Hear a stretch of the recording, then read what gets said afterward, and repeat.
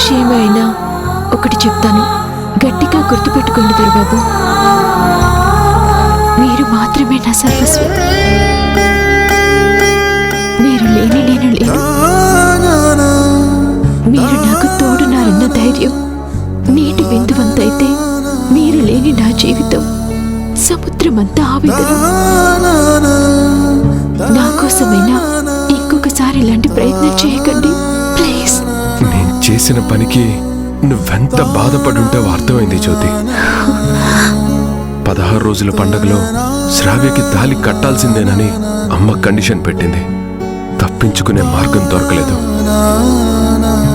ఒక పక్క నీకు అన్యాయం చేయలేక, ఇంకొక పక్క శ్రావ్యకి దగ్గర కాలేక ఏం చెయ్యాలో అర్థం కాక నరకం అనుభవించాను.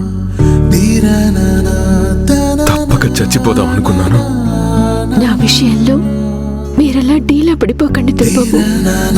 మీ మనసులో నా స్థానం శాశ్వతమని మీకు అవకాశం వచ్చిన ప్రతిసారి మీరు రుజువు చేశారు. అది చాలు నాకు.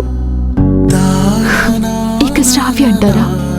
మన ఇద్దరి జీవితాల్లో రెండో మనిషితో సర్దుకుపోవాలని రాసి ఉంది. అందుకని మళ్ళీ మళ్ళీ చెప్తున్నాను దొరబాబు, ఇలాంటి ప్రాణం మీదికి తెచ్చుకునే పనులు మళ్ళీ మళ్ళీ చేయకండి, సరేనా? నా సంగతి తర్వాత, ముందు నువ్వు కూర్చో.